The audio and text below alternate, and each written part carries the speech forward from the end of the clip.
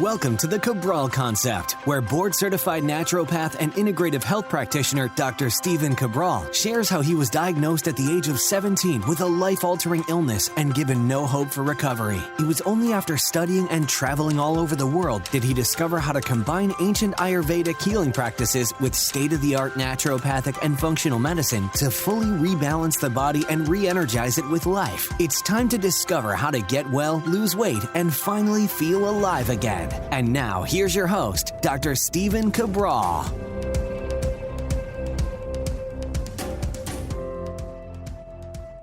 Welcome back, everyone. Great to have you here today on our Total Wellness Tuesday, where today we have another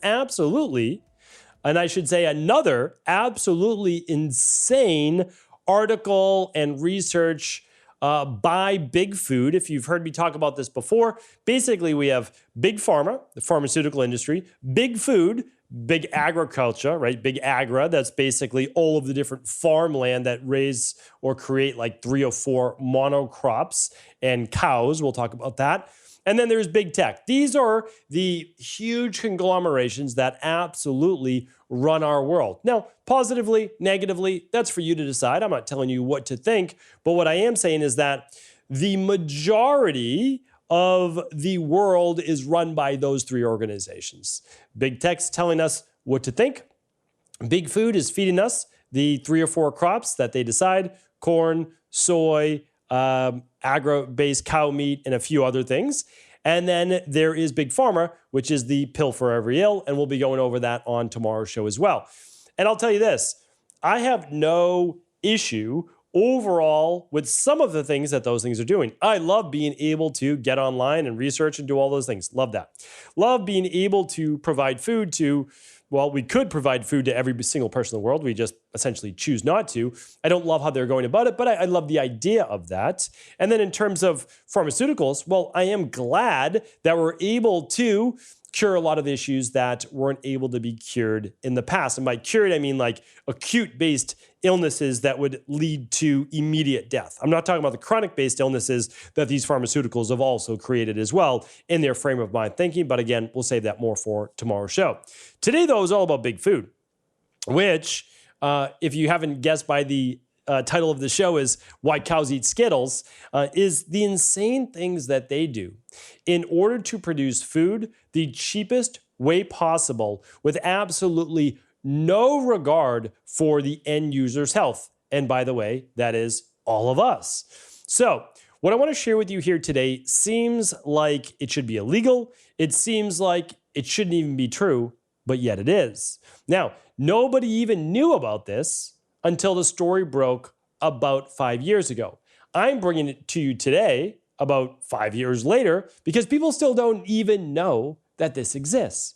And I'm going to link up a couple other shows here today on all of the reasons why cow's milk and big agra and, non-grass-fed, non-small farming is really unhealthy for your body. Going back to bovine growth hormone, recombinant bovine growth hormone, estrogen, antibiotics, and so much fed to cows.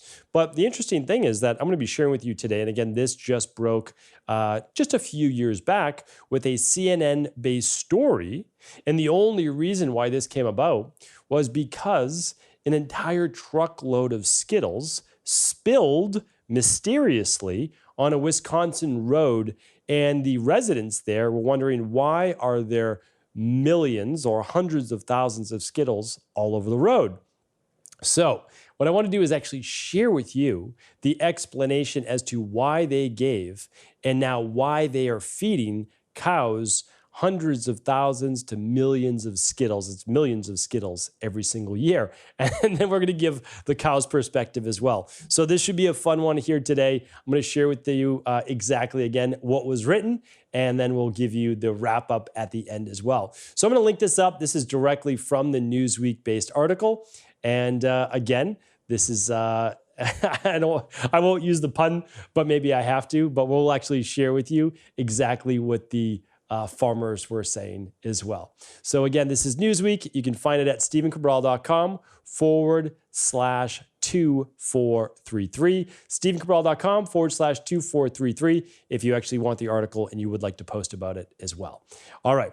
So this was covered, as I said, in 2017, and the story broke when the news agencies were alerted when hundreds of thousands of Skittles were spilled all over the road. And in this case, red Skittles specifically, because I'm sure you're probably wondering, what is a cow's favorite color of Skittle? Well, apparently it is red.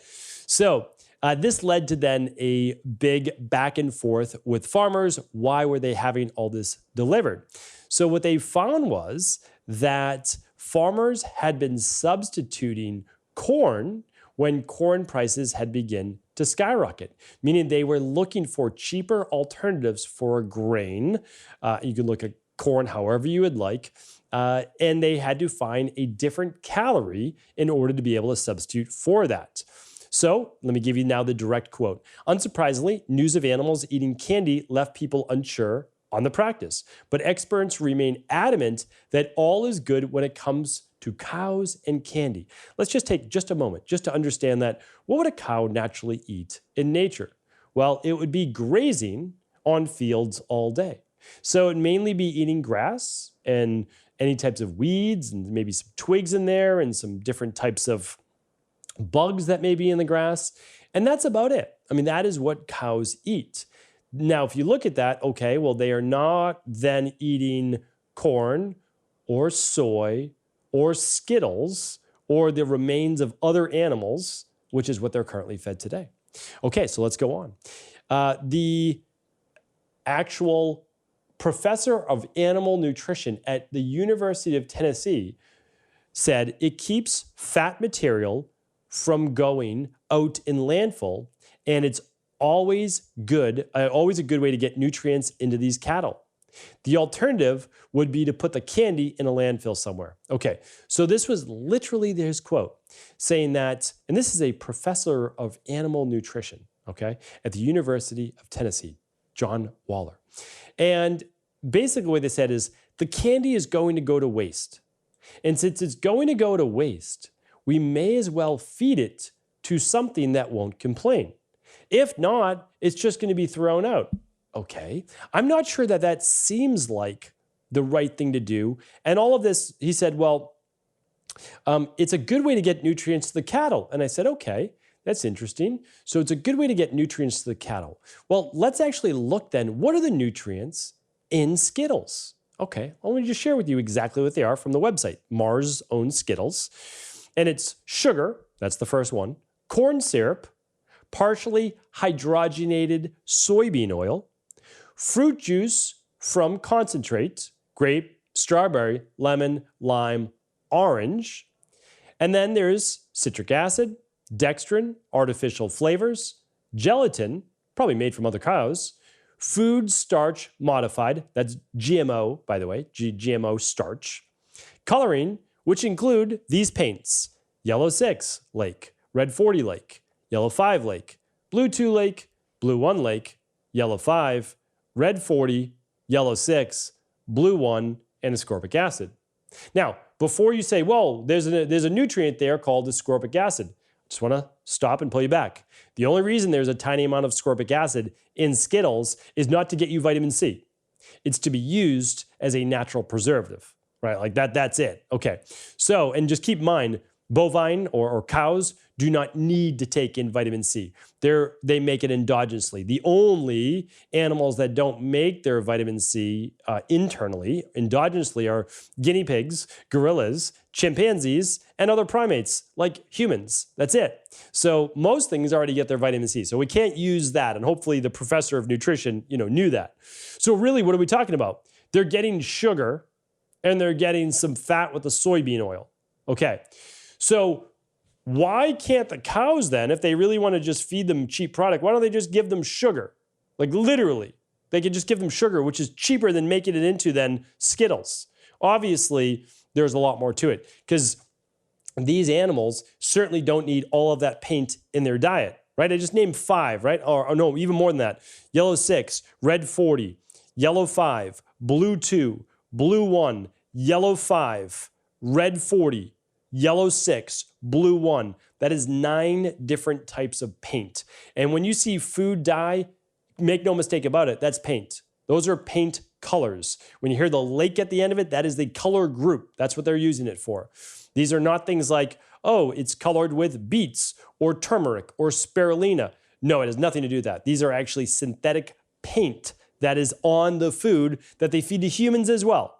So now keep in mind, all of these people now with this whole movement about eating beef liver, right? Or beef or organs, heart, kidney, etc.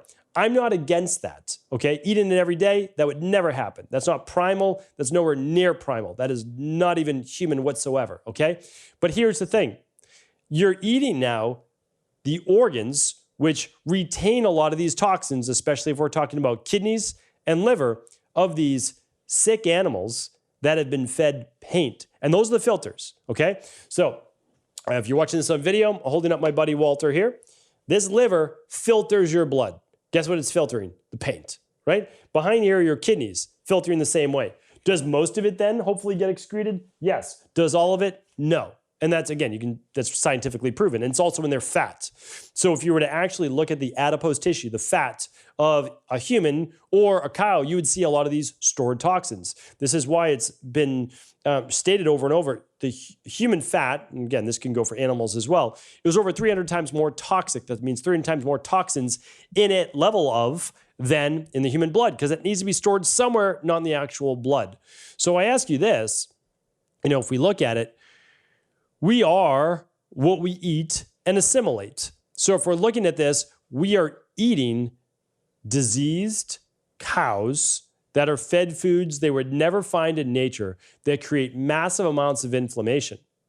And it's not like the food industry doesn't know this. Now, do the farmers or the people that are selling this feed to? Because this is how it actually works. So what happens is they bring the Skittles to a big plant, and the plant combines the corn and the soy and the other things with the Skittles and into basically cubes that the cows then eat, right?